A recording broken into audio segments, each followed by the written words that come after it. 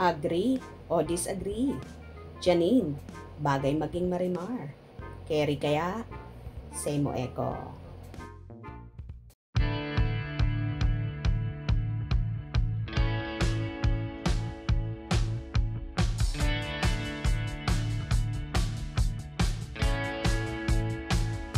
Bahagi ang followers ni Janine Gutierrez ng video kung saan nasa beach at aakalain mo na nagsushooting ang dalaga. Ayon pa nga sa ilan, bagay na bagay daw gumanap ng Marimar ang actress na hit na series noon.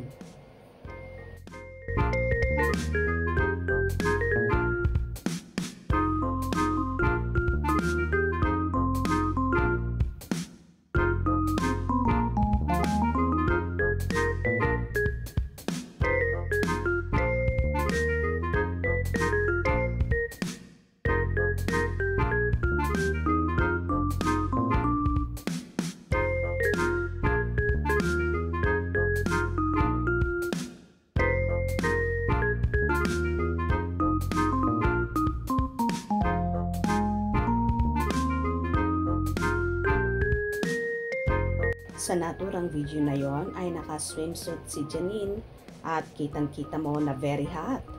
Grabe ang hubog ng katawan at bagay nga siyang maging Marimar kung saan medyo kulot din ang buhok niya dito ng dalaga.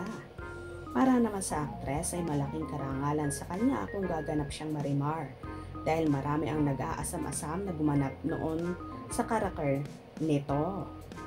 Kung saan dati nga ay kapuso actress na si Marian Rivera ang gumanap na Marimar, na bagay din sa actress.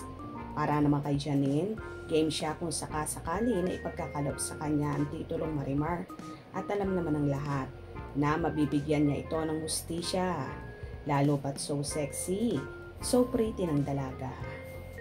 Anyway, tumatatak naman ang karakter ni Janine sa kanyang pinakabagong hit serye na Lavender Fields, kung saan gumaganap siya bilang Iris Buenavides na asawa ni Tyron De Vera, Jericho Rosales, na napapabalitang nagkakamabutihan na ang dalawa.